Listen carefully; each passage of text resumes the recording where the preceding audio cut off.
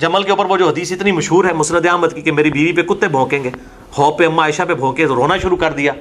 واپس جانے لگی تو ابن زبیر کہ جی اما صلح کے لیے لے کے جا رہے ہیں، اور بعد میں پوری زندگی روتی تھی، دوپٹہ در ہو جاتا. ان کے الفاظ ہیں کہ میں نے نبی صلی اللہ علیہ وسلم کے بعد کی بدعت کی ہے، احدثہ کے الفاظ ہیں. جمل کے اوپر وہ حدیث اتنی مشہور ہے مسند احمد کی کہ میری بیوی کو کتے بھونکیں گے، ہوپ پہ اما عائشہ پہ بھونکے تو رونا شروع کر دیا. واپس جانے لگی تو ابن زبیر نے کہہ دیا اما صلح کے لیے لے کے جا رہے ہیں، بعد میں پوری زندگی روتی تھی، دوپٹہ تر ہو جاتا تھا. ان کے الفاظ ہیں کہ میں نے نبی صلی اللہ علیہ وسلم کے بعد میں نے یہ بدعت کی ہے. احدثہ کے الفاظ ہیں. نبی کی بیوی پہ بکواس کرنے والا کتا ہوتا ہے. میں مرزا جی کے مقلدین سرچ کروں گا، خدا را اصل کتاب کھول کے دیکھا کریں کہ آپ کے امام صاحب محمد علی پلمبر برف خانے سے انجینئرنگ پاس، یامہا پہ پی ایچ ڈی ہولڈر. تبھی مرزا جی دینا جواب ہماری ویڈیوز کے، ہم دینا ہمارے اعتراضات. گو اگر مرزا جی جب بھی نہ دیں تو مطلب کیا ہے؟ ہم تو مشہور ہونا نہیں چاہتے لیکن مرزا صاحب بدنام ہونا نہیں چاہتے. کہ میرے ہاتھ میں مرزا جی نے کہا نا وہ جو مسند احمد کی مشہور حدیث ہے، یہ میرے ہاتھ میں مسند احمد جلد نمبر 11 ہے، صفحہ نمبر 184 ہے، حدیث نمبر 25161 ہے. میں روایت کے عربی الفاظ پڑھوں گا آپ کے آگے، کوئی یہ نہ کہہ دے گا آپ نے اپنا ترجمہ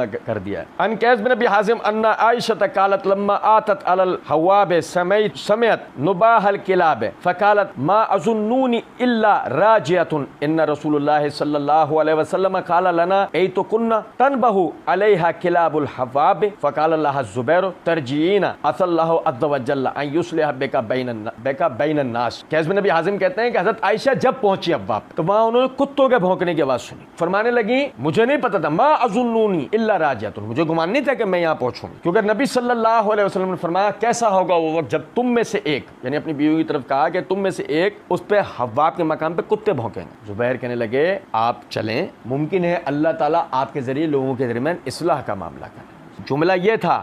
مرزا جی نے جملے کو کیا بنا دیا؟ تو ابن زبیر نے کہہ دیا کہ اماں صلح کے لیے لے کر جا رہے ہیں. کیا تاثر جاتا ہے سننے والے.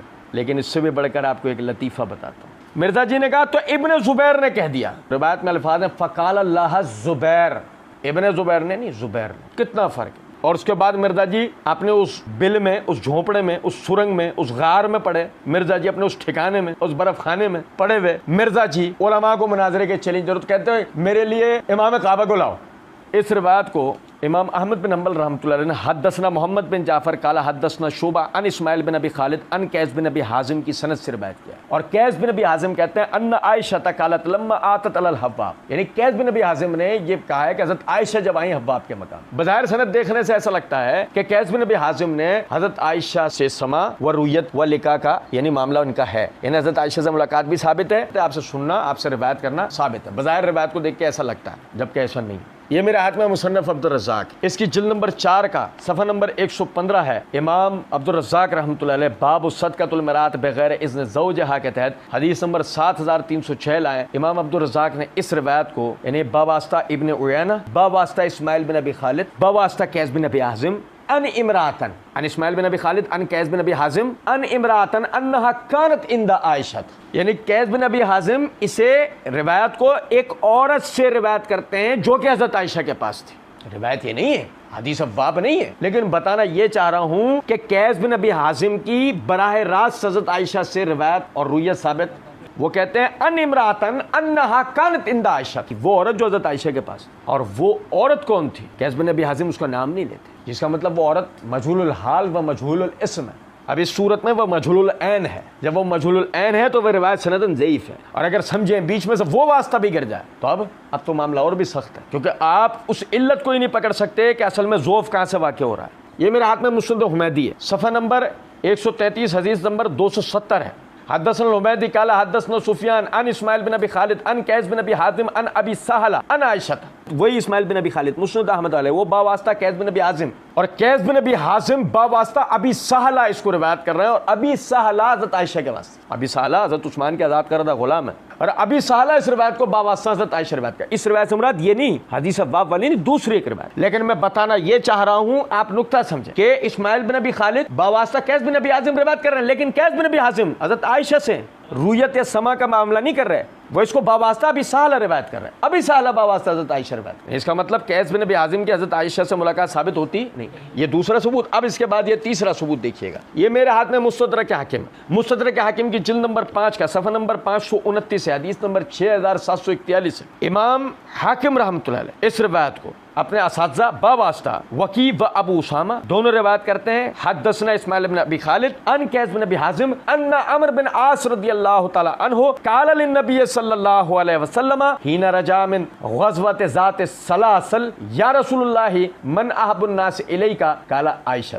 इस्माइल बिन अबी खालिद रिवायत को बावास्ता कैस बिन अबी हाजिम रिवायत करते हैं, जिक्र है हज़रत आयशा का, और कैस बिन अबी हाजिम कहते हैं बयान किया हमसे अमर बिन आस के नबी सल्लल्लाहु अलैहि वसल्लम जब ग़ज़वा ज़ात सलासिल से लौट कर आ रहे थे तो आपसे पूछने वाले ने पूछा, ए अल्लाह के रसूल सल्लल्लाहु अलैहि वसल्लम, लोगों में आपको सबसे ज़्यादा मोहब्बत किससे है? फरमा आयशा से। आयशा का ही तज़किरा कैस बिन अबी हाजिम बराह रास्त आयशा से रिवायत नहीं करते, अमर बिन आस से रिवायत करते हैं। ये तीसरा सबूत, ये मुस्नद अहमद है, जिल्द नंबर 11 है, सफ़ा नंबर है 67, हदीस नंबर है 24,757। इमाम अहमद बिन हम्बल रहमतुल्लाह अलैह कहते हैं हद्दसना यहया अन इस्माइल बिन अबी खालिद काला हद्दसना कैस बिन अबी हाजिम अन अबी साहला अन आयशा। खुद इमाम अहमद बिन हम्बल रहमतुल्लाह अलैह ने भी कैस बिन अबी हाजिम की हज़रत आयशा से रिवायत वास्ते के साथ ली है, बिला वास्ता। अगर वहाँ रिवायत बिला वास्ता है तो ये इत्तिसाल सनद की दलील नहीं है, बल्कि मुस्नद अहमद ही के दूसरे मकाम से पता लग जाता है कि कैस बिन अबी हाजिम की हज़रत आयशा से डायरेक्ट रिवायत नहीं है, बल्कि बीच में वास्ता होता है। अब उसके बाद देखिएगा, ये मेरे हाथ में किताब सुन्ना इमाम इब्न अबी आसिम रहमतुल्लाह अलैह किताब सुन्ना की तखरीज की है, तहकीक की है नासिरुद्दीन अलबानी रहमतुल्लाह अलैह, सफ़ा नंबर 515 पे हदीस नंबर 1175 है, इस सनद के साथ है जिसे इमाम इब्न अबी आसिम लाए। हद्दसना अबू बकर हद्दसना अबू उसामा अन इस्माइल बिन अबी खालिद अन कैस बिन अबी हाजिम हद्दसनी अबू साला मौला उस्मान। इस रिवायत की, यानी ये वो रिवायत नहीं है, हदीस रिवायत नहीं है, एक दूसरी रिवायत की सनद पढ़ रहा हूँ, लेकिन मैं बताना क्या चाह रहा हूँ कि देखो यहाँ भी कैस बिन अबी हाजिम रिवायत को बावास्ता अबू साला बयान करते हैं, और नासिरुद्दीन अलबानी रहमतुल्लाह अलैह इसकी तहकीक के दौरान क्या कहते हैं, जुमला सुने जरा आपको। वो कहते हैं इस्नादुहु सहीहुन, सनद इसकी सही है, व रिजालुहु सिकात रिजालुश शेखैन, रिजाल इसके काबिल भरोसा है, सिका रिजाल है, और बुखारी मुस्लिम के रिजाल है। गैर अबी साहला मौला उस्मान, सिवाय अबू साहला मौला उस्मान के, यानी उस्मान रज़ियल्लाहु का आज़ाद करदा गुलाम अबू साहला के अलावा। वह हुआ सिका कमा काला इब्न अब्बान वल इजली वल अस्कलानी, वो भी सिका है जैसे कि इब्न अब्बान, इजली और अस्कलानी ने कहा है।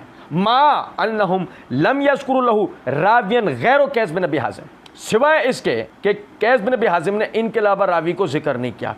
वक़्त इसका तहु बाज़ुर रवात मिनल इस्नाद, और इस सनद के बाद रावी गिरे हुए हैं, और इस सनद के बाद रावी कैस बिन अबी हाजिम की हज़रत उस्मान से मुलाकात साबित नहीं है।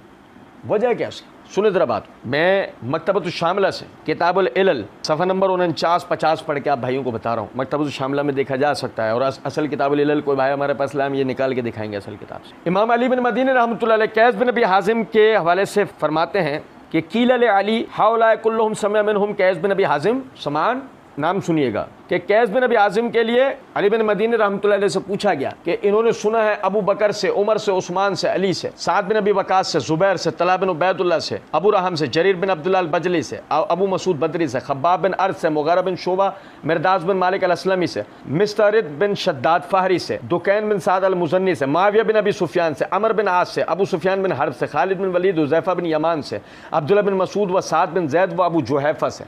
और इन्हीं के तबके की हज़रत आयशा है ना, ये हज़रत आयशा इनके अलावा किसी तबके के। मुआविया बिन अबी सुफियान के तो दौरा हुकूमत में उनका इंतकाल हुआ है। सुने ज़रा बात। कीला ले अली, इमाम अली बिन मदीनी रहमतुल्लाह अलैह जिनका इल्म फज़ल व मर्तबा इतना है कि इमाम बुखारी रहमतुल्लाह अलैह फरमाया करते थे कि मैंने अपने आप को अगर किसी की मजलिस में इंतहाई हकीर पाया है तो अली बिन मदीनी रहमतुल्लाह अलैह की मजलिस में पाया, वो उनका इल्मी मकाम व मर्तबा है। अली बिन मदीनी रहमतुल्लाह अलैह कहते हैं कि उनसे पूछा गया हाउला कुल्लुहुम समिअ मिनहुम कैस बिन अबी हाजिम समान, ये सब वो हैं जिनसे कैस बिन अबी हाजिम ने समा किया है। काला नाम समिअ मिनहुम समान वलौला ज़ालिका लम नऊद लहू समान किला लहू शहीद अल जमल।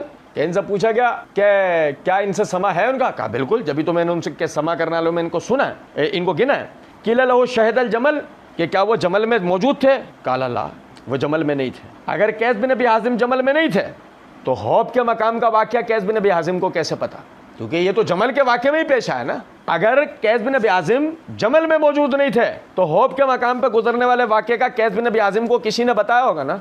वो कौन है? सनद में से गिरा हुआ, वो जो भी है सनद में मौजूद, कैस बिन अबी हाजिम उस वास्ते का जिक्र कर रहे नहीं है। अच्छा, फिर अब देखें उन 6-7 दलाइल के बाद ये देखें, ये मेरे हाथ में तारीख़ बगदाद जिल्द नंबर 12 है, सफ़ा नंबर 447 اور 448 ہے. قیس بن ابی حازم کے حالات لکھتے ہوئے خطیب بغدادی رحمۃ اللہ علیہ کہتے ہیں وقت کان نزل الکوفہ وحضر حرب الخوارج بن نہروان مع علی بن ابی طالب رضی اللہ تعالی عنہ, اور وہ آئے کوفہ اور انہوں نے حاضری دی اس جنگ میں جو سیدنا علی بن ابی طالب رضی اللہ تعالیٰ نے خارجیوں کے خلاف لڑی. اس کا مطلب قیس بن ابی حازم نہ جمل میں تھے نہ صفین میں تھے.